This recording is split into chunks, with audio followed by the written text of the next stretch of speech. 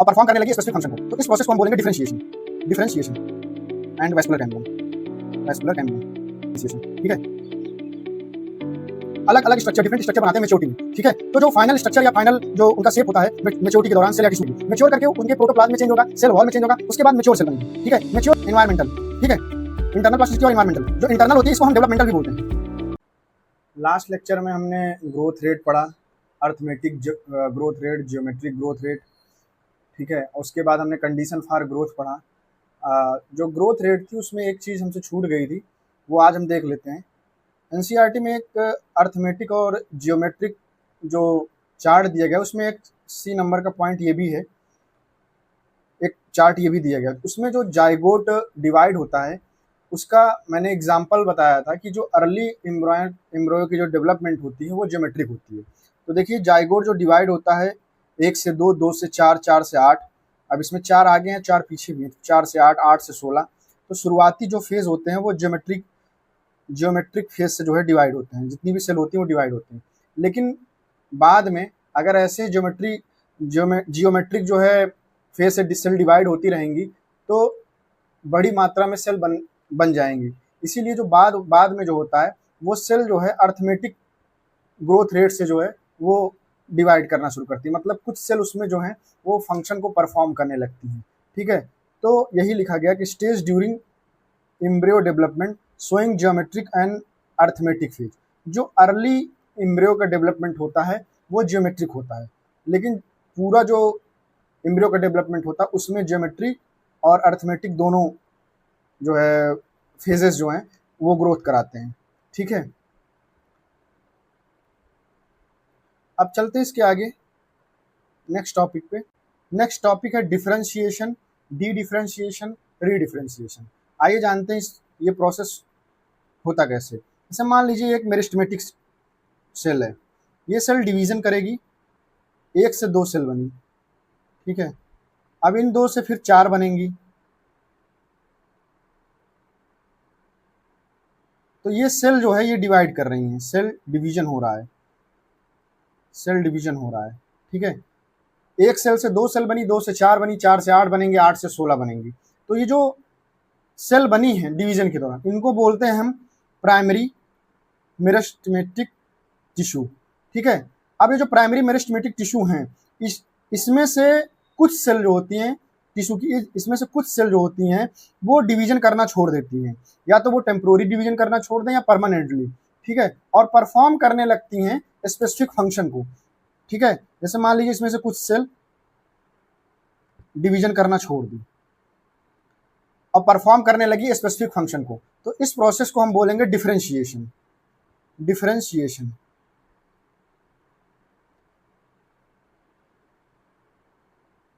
Differentiation,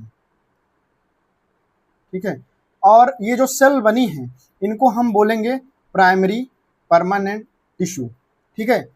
तो ये जो प्राइमरी परमानेंट टिश्यू की जो सेल हैं ये अभी डिवाइड तो नहीं कर रही हैं, बट सेल की रिक्वायरमेंट या सेल की नीड ऐसी हो सकती है कि इसको डिवीजन करना पड़े, ठीक है। तो इसमें से जो कुछ सेल हैं वो डिवाइड अगर उनको करना है तो उनको अपनी जो डिफरेंशिएशन वाली प्रॉपर्टी है उसको उनको रिमूव करना होगा, ठीक है। अगर मान लीजिए जैसे ये सेल है इनको डिवाइड करना है, डिवाइड करके ये डिवीजन करके सेल बनाएं, तो जब अगर ये डिवीजन करके सेल नया बनाएंगे तो इनके अंदर जो प्राइमरी परमानेंट टिश्यू के अंदर जो डिफरेंशिएशन वाली प्रॉपर्टी है इस प्रॉपर्टी को इनको रिमूव करना होगा, ठीक है। तो इस प्रोसेस को हम बोलते हैं डी डिफरेंशिएशन, डी डिफरेंशिएशन, इस प्रॉपर्टी को हम बोलते हैं डी डिफरेंशिएशन। और जो ये सेल बनी है इनको बोलते हैं हम सेकेंडरी मेरिस्टेमेटिक टिश्यू, ठीक है, सेकेंडरी मेरिस्टेमेटिक टिश्यू।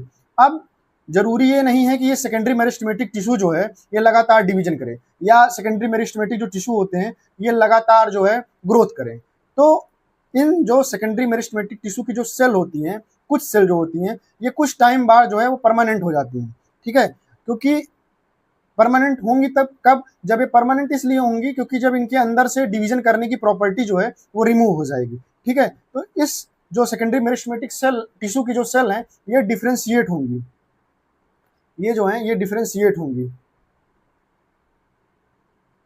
ये डिफरेंशिएट होंगी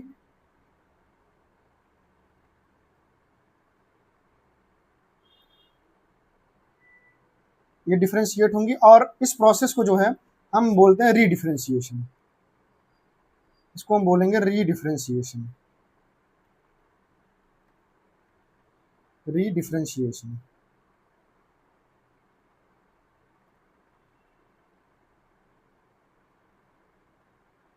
इसको हम बोलेंगे रीडिफरेंशिएशन। और जो ये सेल्स बनी हैं इनको बोलेंगे हम secondary permanent tissue, secondary permanent tissue, ठीक है, इनको हम बोलेंगे सेकेंडरी परमानेंट टिश्यू। तो इसी तरीके से पहले सेल जो है मेरिस्टेमेटिक सेल जो होती है ये डिवाइड करती है, पहले बनाती है प्राइमरी मेरिस्टेमेटिक टिश्यू, फिर इसमें डिफरेंशिएशन होता है और ये बनाती है प्राइमरी परमानेंट टिश्यू, फिर उसमें डी डिफरेंशिएशन होता है, ये बनाती है सेकेंडरी मेरिस्टेमेटिक टिश्यू, उसमें डिफरेंशिएशन होता है और बनाती है सेकेंडरी परमानेंट टिश्यू, ठीक है। तो डिफरेंशिएशन जो होता है उसमें जब ये प्राइमरी मेरिस्टेमेटिक टिश्यू जो है ये चेंज हो रही, डिफरेंशिएट हो रही होती है प्राइमरी परमानेंट टिश्यू में, तो यहाँ पे जो है कुछ स्ट्रक्चरल चेंज होते हैं, स्ट्रक्चरल चेंज होते हैं जो कि उनकी सेल वॉल में भी होते हैं और प्रोटोप्लाज्म में भी होता है। मतलब प्रोटोप्लाज्मिक चेंज भी होता है, प्रोटोप्लाज्मिक चेंज भी होता है और सेल वॉल में भी जो है चेंज होता है,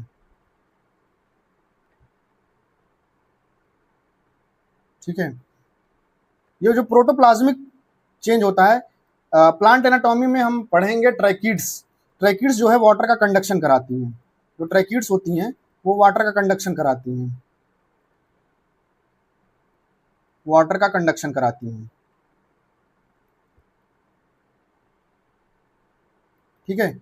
तो ये जो ट्रैकिड्स होती हैं ये अपना जो है जो प्रोटोप्लाज्म है उस प्रोटोप्लाज्म को जो है लॉस कर देती हैं, प्रोटोप्लाज्म को जो है लॉस कर देती हैं। और ये जो है एक बहुत स्ट्रांग इलास्टिक लिग्निन और सेलुलोज की जो है सेल वॉल बना लेती हैं, ठीक है। लिग्निन और सेलुलोज की जो है वो सेल वॉल, लिग्निन और सेलुलोज की सेल वॉल बना लेती हैं, जिसके कारण ये वाटर का जो कंडक्शन है वो बहुत लंबी दूरी तक जो है या एक्सट्रीम कंडीशन तक जो है वाटर का कंडक्शन कर सकती हैं, ठीक है। वाटर का जो कंडक्शन होता है लंबी दूरी तक कर सकती है। तो यहाँ पे प्रोटोप्लाज्मिक चेंज भी होता है और सेल वॉल में भी चेंज होता है, ठीक है। और डी डिफरेंशिएशन जो प्रोसेस होता है, डी डिफरेंशिएशन जो प्रोसेस होता है इसमें जो सेल जो अपनी कैपेसिटी लूज कर चुकी होती हैं वो उनके अंदर फिर से कैपेसिटी आ जाती है डिवाइड करने की, ठीक है। तो इसका एग्जाम्पल जो है जैसे कि सेकेंडरी मेरिस्टम, सेकेंडरी मेरिस्टम इसका जो एग्जाम्पल है वो है सेकेंडरी मेरिस्टम, सेकेंडरी मेरिस्टम। जैसे कि हो गया वैस्कुलर कैम्बियम, वैस्कुलर कैम्बियम या कॉर्क कैम्बियम, कॉर्क कैम्बियम, ठीक है। और जो रीडिफरेंशिएशन के बाद सेकेंडरी परमानेंट टिश्यू बनती है, इसका जो सेकेंडरी जो परमानेंट टिश्यू बनती है इसका हो गया एग्जाम्पल जैसे कि secondary xylem, secondary phloem, cork, secondary cortex,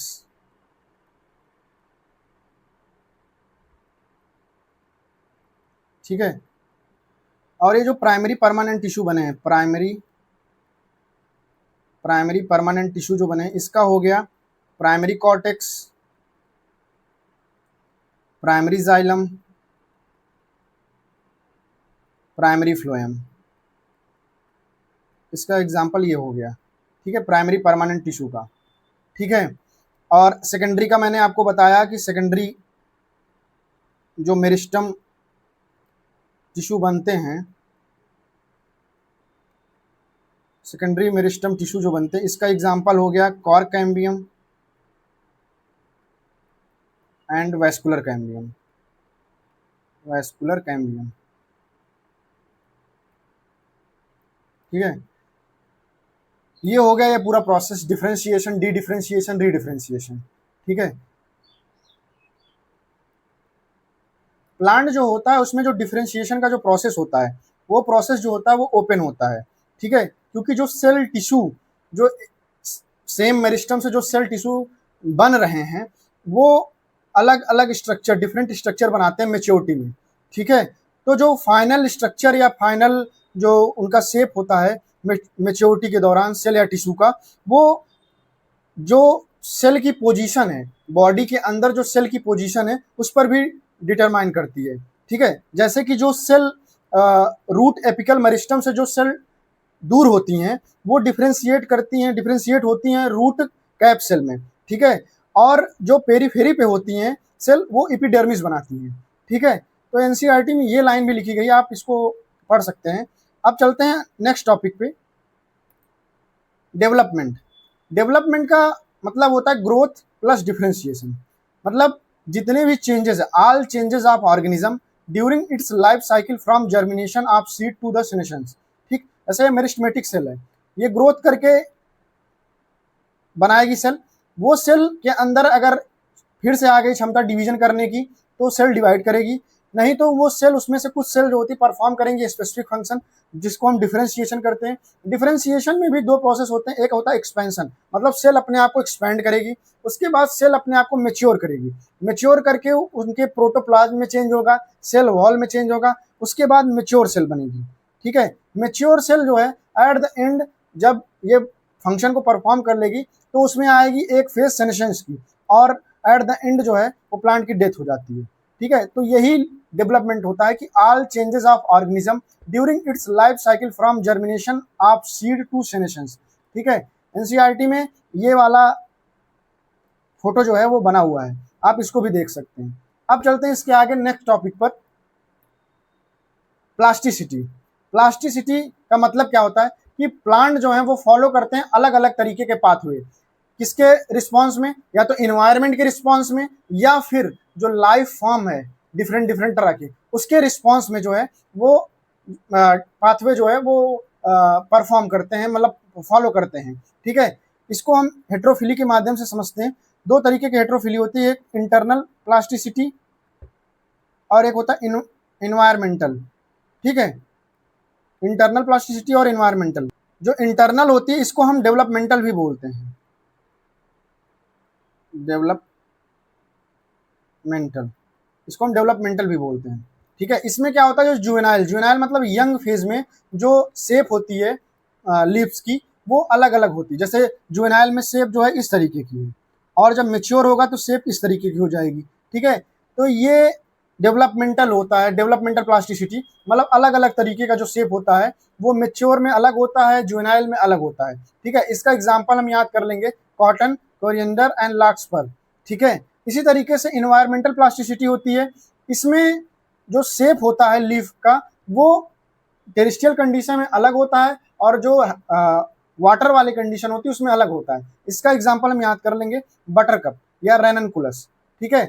देखिए टेरेस्ट्रियल हैबिट में जो लीफ का शेप होता है वो इस तरीके से होता है, और हाइब्रिड वाटर वाले में इस तरीके से। मतलब जैसे मान लीजिए ये प्लांट है, तो ऊपर जो है लीफ इस तरीके से रहेगी, और जो अंदर वाटर के अंदर जो लीफ रहेगी, जो वाटर के अंदर लीफ रहेगी, वो लीफ इस तरीके से रहेगी,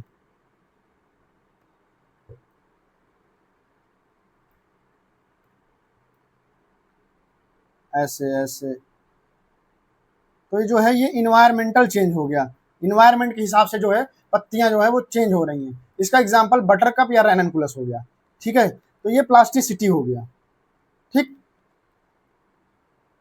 ये जो डेवलपमेंट वाला प्रोसेस है, इसमें ये डेवलपमेंट में ये जो डेवलपमेंट वाला प्रोसेस है, इसमें डेवलपमेंट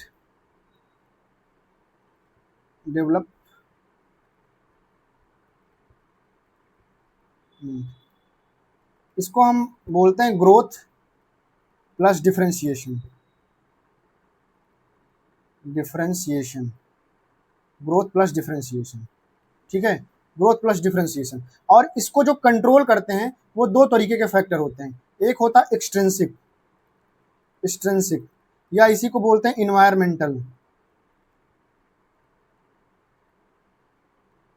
इन्वायरमेंटल, और दूसरा जो होता है वो होता है इंट्रिंसिक, जिसको हम बोलते हैं इंटरनल। इस दो फैक्टर जो हैं इसको कंट्रोल करते हैं डेवलपमेंट को, ठीक है। जो एक्सट्रिंसिक फैक्टर होता है, इसमें आता है वाटर, ऑक्सीजन, न्यूट्रिशन, टेम्परेचर, ठीक है, या लाइट, ये भी आती है, लाइट भी आती है। और जो इंटरनल होता है इसमें आता है जेनेटिक फैक्टर, जिसे हम इंट्रासेलुलर बोलते हैं, जो कि मतलब एक सेल के अंदर होते हैं, इंट्रासेलुलर। और एक आता है दूसरा इसका पीजीआर, प्लांट ग्रोथ रेगुलेटर, जो कि इंटरसेलुलर होते हैं, दो सेल के बीच में होते हैं, इंटरसेलुलर, ठीक है। तो ये चीजें जो है आप एनसीईआरटी से पढ़ सकते हैं। अब इसके आगे की जो चीजें हैं, प्लांट ग्रोथ रेगुलेटर, पीजीआर, उसको हम नेक्स्ट लेक्चर में पढ़ेंगे, ठीक है। तब तक के लिए थैंक यू।